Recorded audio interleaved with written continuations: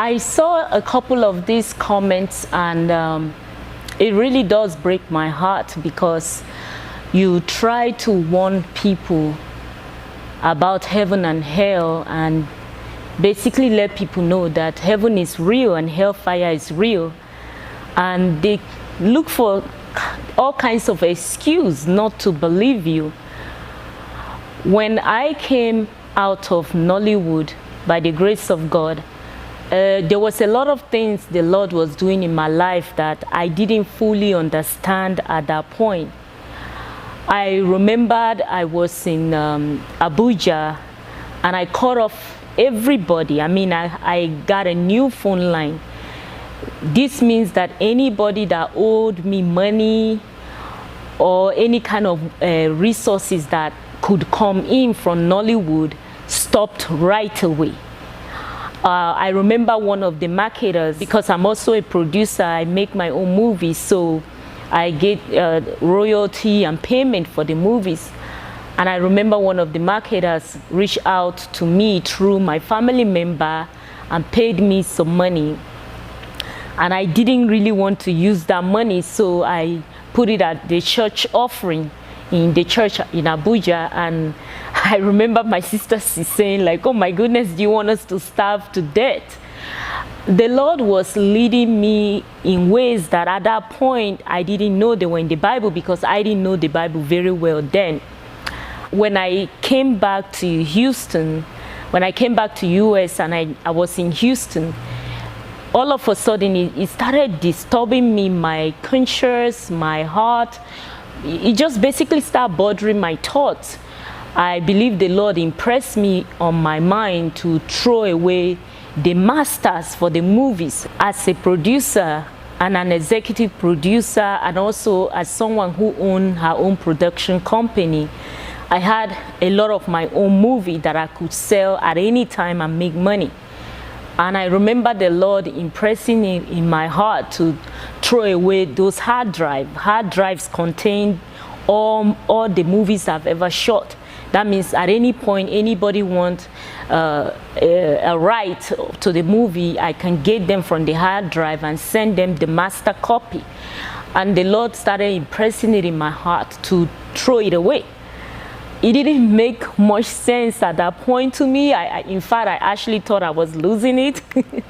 And I had a strong impression, like, why would you keep a material that you no longer want to be associated with? Why would you want to keep something that the Lord is telling you to get away from?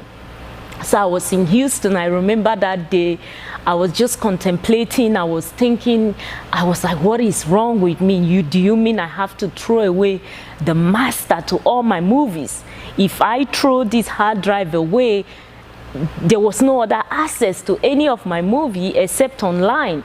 And online copies, those are low resolution copies. You can't really sell those copies. So I was really, there was a heaviness in me. There was a battle in my mind to keep the master to my movies. I mean, why should I keep the masters to these movies? After all, I no longer want any kind of money that will be associated with the movie and with the lifestyle. So there was this wrestling in my soul, wrestling in my mind. Eventually, I came out of the house with the master in my hand, and I remember throwing it, not in the small trash can that I can always run back and pick it up. I went to the big garbage can, the one that once it's in, you can't find it. So I took the master with all the movies I've ever shot. The movies that I can always make money from, that I can always sell in the future. I took that master and in the trash. And when I threw it away, I came back like, oh my goodness, I think I finally lost it.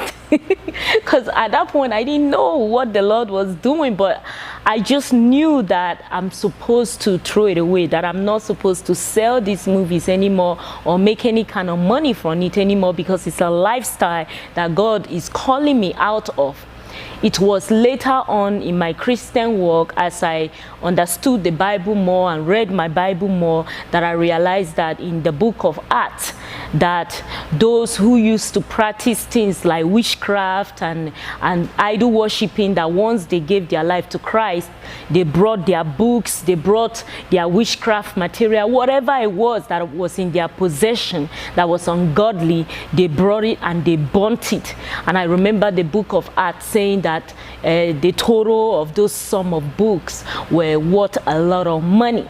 So yes, the hard drive with all the movies I've ever shot was in it, and it was worth a lot of money. I mean, it is something that I could sell over and over and over again to TV companies, to marketers, to anybody that was interested in my movies that could always yield income from. But friends, salvation is real. When you are saved, when the Lord Jesus touches you, money is nothing to you. So answering some of these people questions that are accusing me, I don't know about any other person that have repented out there, but I know my story, that when the Lord brought me out of Nollywood and out of the worldly lifestyle, that I did not carry any amount of money or hold on to any source of income to sustain my life while claiming born again. No, that is not my story. As I'm sitting here right now, I do not have access to any of the old movies I've ever shot. So I am not making any income from those movies. As a matter of fact, my brother who is in Africa, every once in a while, the TV companies, they will reach out to him and say, hey, we want Joy's movie, we want to buy it, we want to have a right to play it on our TV station, and we are willing to pay. And my brother would now pick up the phone and reach out to me, and I'll tell him, hey, you know how I feel about that. That is no longer me. I am not interested in their money. Please stop calling me regarding these things. And he tried a couple of times. You know how the devil is. He will send the temptation to you over and over and over again. But as I am right now, I don't have any copy of any of my movie, even the DVD, even those DVD copies. I don't have any of them in my home.